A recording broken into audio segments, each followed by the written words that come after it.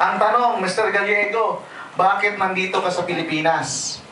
Okay, classmate po kami ni John Sarto. Classmate, sana yung classmate ko. John Sarto. Classmate po, classmate sa pagka-negative. Sa networking. Kasi doon po sa US, hindi po ako networker. Okay, naging networker na ako dito lang po sa Pilipinas. Okay, ang background ko po, ako po ay anti-networking. Lahat ng mga kaibigan ko sa US, naging networker na sila lahat. Okay, ang gagawin ko po, i-invite ko sila sa amin, mag-barbecue kami, at saka ang objective ko, okay, 24 hours dapat mag-quit na sa networking sila. Yan, malapit. Okay, ang ginagawa ko, okay, pumupunta ako sa forum, pagkatapos, tinitingnan ko yung lahat ng mga argument regarding networking. Okay, anti-networking, memorize ko po yun. Master na master ako. Okay, anong nangyari? Ganito po, around 2007, sabi ng wife ko, pabagsak na yata ang economy ng US, Dad. Kailangan natin maghanap ng second job,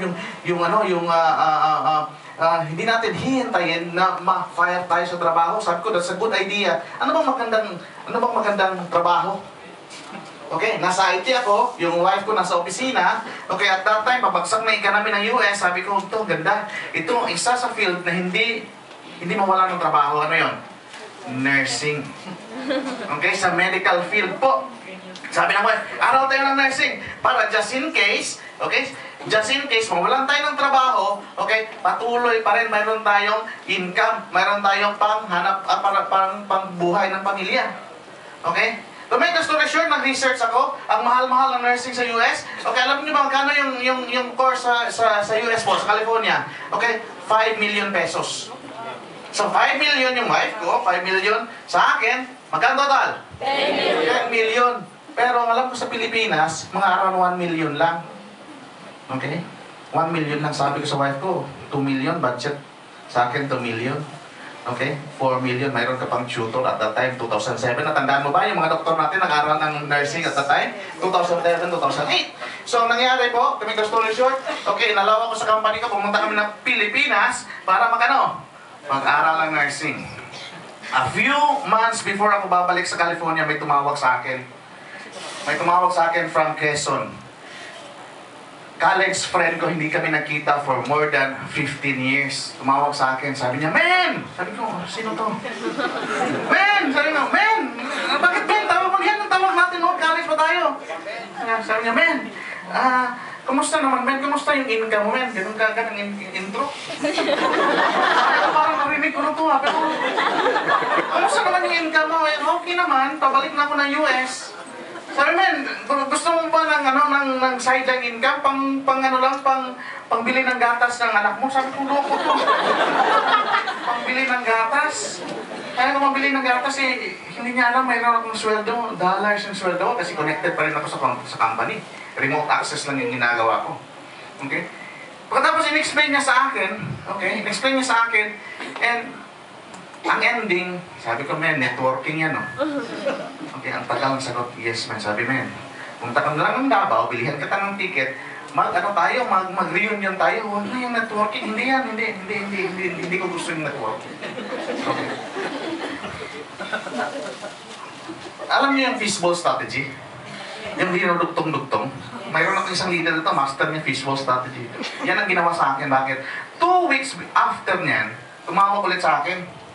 Sabi niya, Men, kung mag-join ka ngayon, bukas, downline mo na yung presidential candidate. Sabi ko, ha? Presidential candidate? Sabi niya, oo, kasi kapapasok lang ni Pamatong. Kilala mo ba niya si Pamatong?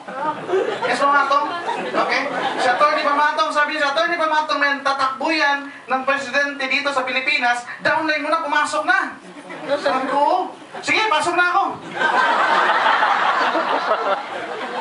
Sabi niya, Men, hindi kailangan ng isang account, dapat 3 account para sa asawa mo. Sige.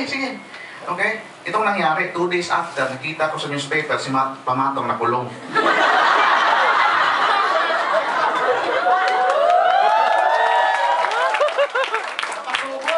Pasubo, patay ako nito. Ano nangyari? Sabi ko, bakit ito? Mali yata ang ginawa ko. Okay? Pero wala na akong nagawa.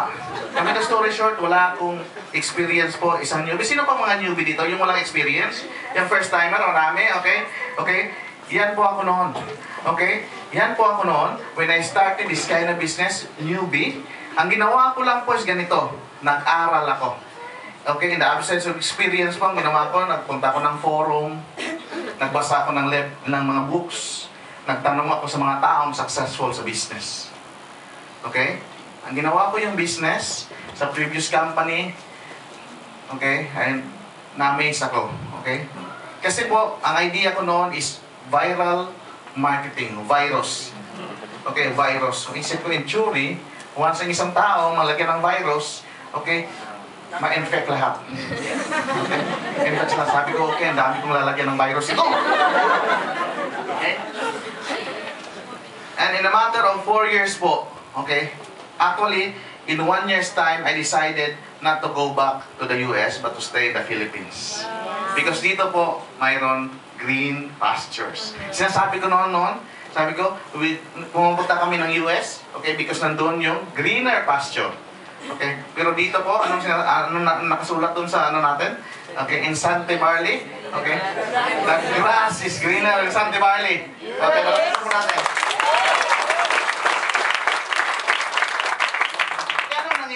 Around October 2001, okay, pumasok ko ng Sante.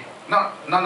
October 1, this year, pumasok ko ng Sante Barley. Okay, anong nangyari is, while I was walking in the airport, mga around September 10. Okay, September 10. No, September 15 something, second week ng September, third week ng September, pauwi ako ng Davao, nakita ko yung advertisement, si Piolo, hinahabol ng kalabaw. Sabi ko, ano nangyari? Si Piolo, hinahabol ng kalabaw. Okay? Nakikita ko si Piolo, katapos lumabas, Sante Barley. Sabi ko, patay na yung kumpanya na yan. Wala na yan, pataob na. Okay? Yan yung iisip ko po, pataob na kasi as a networker, okay, very unusual na yung isang company mag-advertise sa TV. Okay? But, mind nyo po, yan yung isang reason bakit nandito ako sa Sante ngayon. Palakpakan sa idea. Okay. Grabe. Okay, grabe. Now, mayroong nagtatanong, paano mo ba ginawa ito, Mr. Gallego, ang business? Okay, bakit ang bilis? Okay? Pero si Mentor Joey po, Sir Joey, okay, nakinig po ako sa kanya. Again, you have to listen to those people na kung sino yung nasa taas alam nila yung negosyo.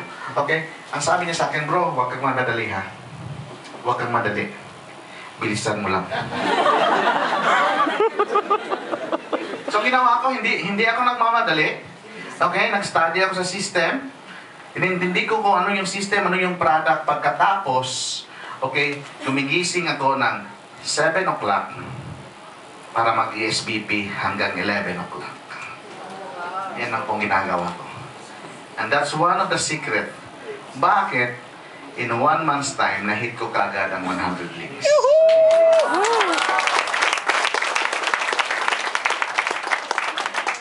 Working hard at the same time working smart.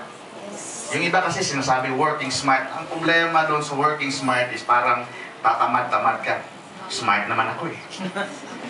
The key dito is you're going to work hard and smart. Okay, in behalf of the company, my name is Jared Gallego. Thank you for coming tonight.